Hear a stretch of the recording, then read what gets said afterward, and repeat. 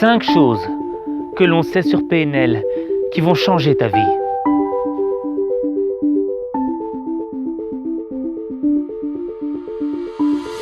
Être indépendant, c'est un degré de liberté énorme. Je veux dire, PNL, ils ne dépendent d'aucune radio, d'aucune télé, d'aucun journaliste. C'est plutôt eux qui vont les chercher et qui font leur promo sans qu'on ne leur ait rien demandé. Ça vous intéresse l'univers de PNL? Oui, enfin le hip-hop en général, mais c'est justement un mouvement musical où il y a encore une grande liberté, une grande énergie. Je veux dire, et en même temps une totale indépendance. Ils ont compris, avant même la plupart des maisons de disques d'ailleurs, que le marché du disque, que le rapport à la musique aujourd'hui avait changé. Ils conservent une immense liberté et en même temps ça fonctionne. C'est-à-dire que le lien avec le public fonctionne. Tu ne dois dépendre de personne, parce que le jour où tu le seras, tu ne seras plus maître de ton destin. Tu ne peux pas mettre tes rêves entre les mains de quelqu'un d'autre que toi. Parce que la première action vis-à-vis de ta réussite, elle doit venir de toi, et pas de X ou Y. Oui, mais je pense que le fait, par exemple, là, dans le reportage, on voit qu'il ne donne pas d'interview, par exemple. C'est-à-dire ne pas rajouter de mots sur les mots qu'on a déjà posés dans nos textes. Enfin, je veux dire, rien que ça, c'est extrêmement moderne, en fait. Et c'est profondément libre. Je me répète, mais ils ont tout compris. Et vous N'attends pas qu'on te donne quelque chose. Si tu estimes que tu le mérites, prends-le. C'est ce qu'a fait PNL. Ils n'ont rien demandé à personne et ils ont pris leur carrière entre leurs propres mains. Le vrai pouvoir ne se donne pas, il se prend. Alors travaille sur ton indépendance vis-à-vis des gens. Parce qu'il n'y a qu'un choix que tu peux faire. Maîtriser ta vie ou laisser les autres le faire à ta place. Et crois-moi, il y en a qui n'auront aucune pitié à utiliser ta vie comme un vieux mouchoir qu'on jette quand on n'en a plus besoin.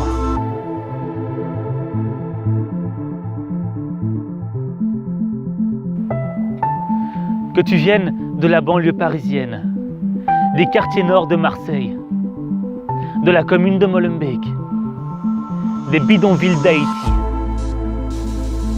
des quartiers pauvres d'Afrique ou d'Asie. On va pas se mentir, ça va être plus difficile pour toi. Parce que si tu veux sortir d'une situation sociale ou économique qui ne te convient pas, il y aura tout un système qui sera là, prêt à te mettre des bâtons dans les roues pour que tu restes à ta place. Que tu cherches un job, que tu veuilles lancer un business, que tu veuilles te lancer dans une carrière artistique. Les gens vont toujours regarder l'endroit d'où tu viens. Tu vas pas y échapper. Mais t'es pas une victime. Je suis né dans un tiroir où normalement, quand on est né dans ce tiroir-là, dans ce pays, on y reste. Vous voyez, tiroir, il était le plus bas que tu puisses imaginer, tout en bas. Et moi, j'ai eu le bol, j'ai fait des études normales, pas brillantes, mais pas nulles non plus. Il y avait le service militaire à mon époque. Et donc, moi, le môme de banlieue, fils de personne, je me retrouve à l'école d'officier parce que j'avais réussi les 3 jours. Et là, je me retrouve avec le haut de la société. Ceux qui sont les nantis, les servis, ceux qui ont le droit. Et il s'avère que je suis plus fort qu'eux en sport, plus fort qu'eux en commandement, et je sors 3e. Et à ce moment-là, je me dis, mais qu'est-ce que tu fous dans ce tiroir? Or, ma vie, ça n'a rien été d'autre que de dire à ceux qui sont dans ces tiroirs-là, hé les mecs, il n'y a pas de raison que vous y restiez. Tu deviens une victime quand tu décides d'être une victime. Quand on est injuste avec toi. La conséquence, ça ne doit pas être la victimisation. Non. La conséquence, ça doit être la dignité et le respect de ta personne. Vous êtes injuste avec moi, mais moi je resterai juste avec moi et je marcherai droit. Quel que soit le mal que vous me faites, je continuerai à marcher droit. Droit vers mes rêves.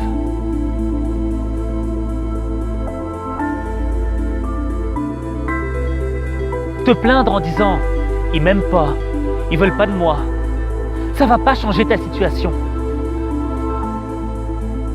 Au contraire, ça te rabaisse. Ça te rabaisse au même niveau que les esprits restreints qui veulent pas de toi. Parce que ces esprits-là, ils ont besoin d'être dans leur monde, avec des gens qui leur ressemblent. Et à la longue, ils finissent par être des copies des uns des autres. Mais toi, t'es pas une copie, t'es l'original. Toi, t'as les pieds sur terre et la tête dans les étoiles. T'as la tête dans les étoiles parce qu'il faut aller vers le haut pour aller vers tes rêves. Si PNL l'a fait, si PNL est sorti du ghetto, c'est la preuve que c'est pas impossible. Pour sortir de la misère, il n'y a pas un livre avec des règles bien établies qui te disent tu dois commencer par ça et finir par ça. Il n'y a rien de ça. Je l'explique la deuxième partie. La première partie, on a compris pourquoi des gosses, pour sortir de leur milieu, font des efforts un peu surhumains. Alors après, il est question effectivement du parcours qui est un parcours chaotique sur lequel de temps en temps il y a une ligne, on franchit, on la franchit pas, ça c'est autre chose. Ça vient de deux phénomènes bien connus. Le premier, c'est que on connaît personne et on connaît pas les règles. C'est capital. Moi, je vois mon fils, il fait son site, 3 jours après, il a un avocat, 4 jours après, il a un expert comptable, 5 jours après. Moi, je connais aucune règle, mais pas des affaires, aucune règle qui permette à quelqu'un de s'élever dans la société. Donc, je les invente. Et quand vous les inventez, vous êtes en parcours initiatique, vous faites des parcours bons et des parcours mauvais. Il n'y a personne pour vous dire, là c'est bien, là c'est pas bien. Donc, vous découvrez au fur et à mesure l'itinéraire que vous devez prendre. Pour atteindre tes rêves, tu vas tomber. Tu vas faire face à l'échec. Et tu prendras plus de temps par rapport à un autre à qui on aura ouvert toutes les portes. Mais arrivé au même point, tu seras meilleur. Parce que toi, tu auras traversé des épreuves qui auront fait de toi quelqu'un de plus fort, de plus intelligent, de plus rapide.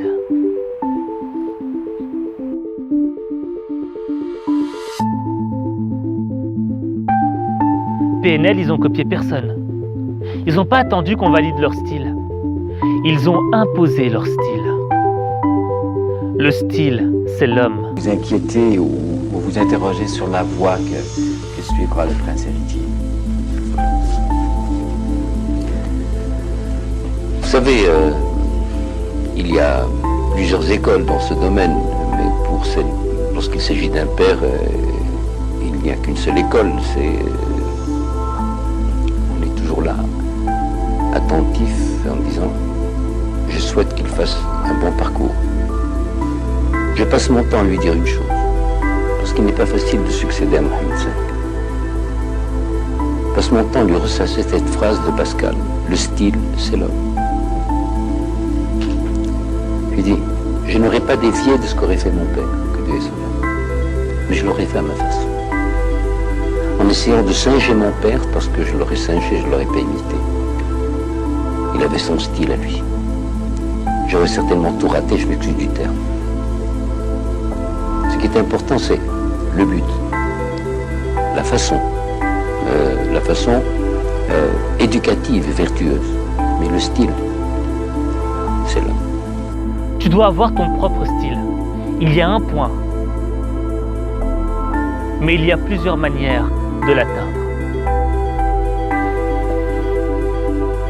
On te regarde de manière différente. Et alors?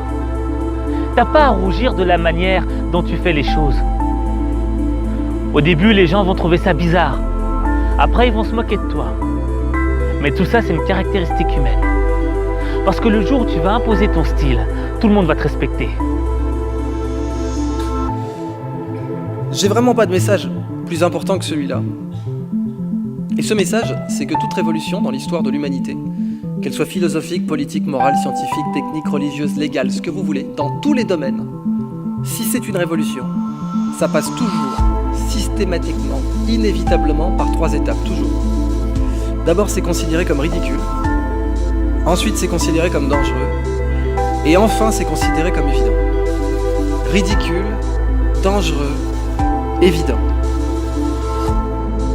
Si tu oses, si tu as l'audace de faire ce que tu n'as jamais fait, il est fort probable que tu vives une vie que tu n'aurais jamais espérée.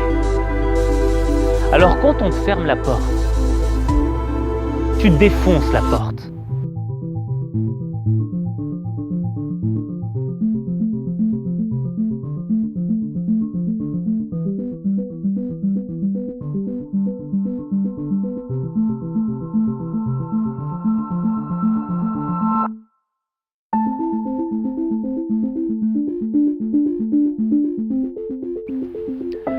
Croire en toi, c'est te donner de la confiance. De la confiance en ta capacité à vivre la vie dont tu as toujours rêvé. Ta confiance en toi, elle est directement proportionnelle à une chose que l'on appelle l'instinct. Moi, je suis un garçon qui n'a pas d'éducation, je le dis honnêtement. J'ai quitté l'école à 13 ans, donc j'ai été forcé à demander de ce qu'on reçoit de la nature, ce qui s'appelle l'instinct. L'instinct, dans le fond, c'est écouter son cœur. Écouter cette chose qui te dit « Vas-y, fais-le, t'as rien à perdre, c'est le moment ». Je vais te dire un truc que tu sais déjà. Le soleil, les arcs-en-ciel, c'est pas le monde. Il y a de vraies tempêtes, de lourdes épreuves, aussi grand et fort que tu sois, la vie te mettra à genoux et te laissera comme ça en permanence si tu la laisses faire. Toi, moi, n'importe qui, personne ne frappe aussi fort que la vie. C'est pas d'être un bon cogneur qui compte.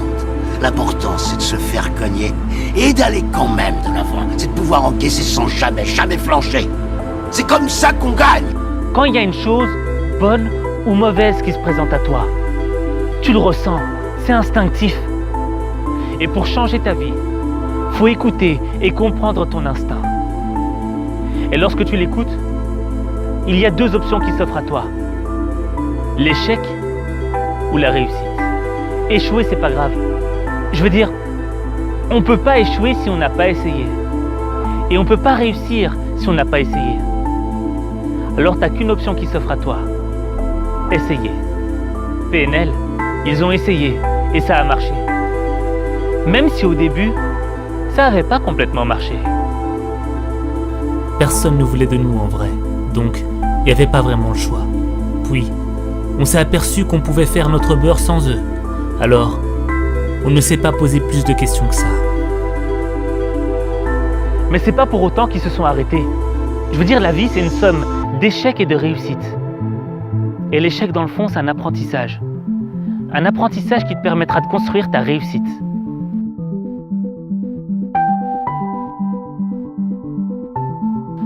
L'argent, c'est important, mais pas autant que la famille. La famille de sang. La famille de cœur. Celle qui est composée d'amis qui sont devenus plus que des amis. Qui sont devenus des frères et des sœurs. Parce que le jour où tu seras allongé sur un lit d'hôpital, ce ne seront pas les billets qui vont t'amener du réconfort.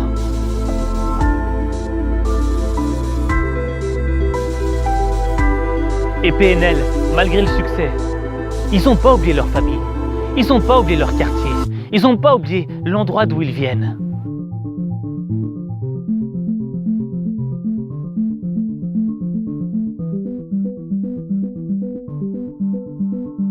Et quand tu regardes leurs clips, il n'y a pas un des frères qui essaie de se mettre en avant par rapport à l'autre. Une grande qualité de la vie, c'est d'aimer pour ton frère ce que tu aimerais pour toi-même. Et tu dois avoir le même comportement que PNL. Pas écraser les autres avec un amour égoïste. Non. Élever les autres avec un amour sincère, un amour véritable.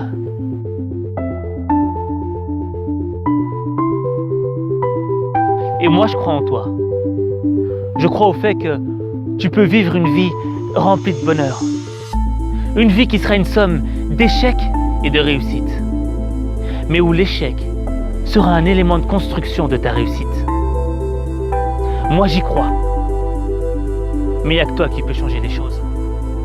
Il n'y a que toi qui peux construire ta réussite. Il n'y a que toi.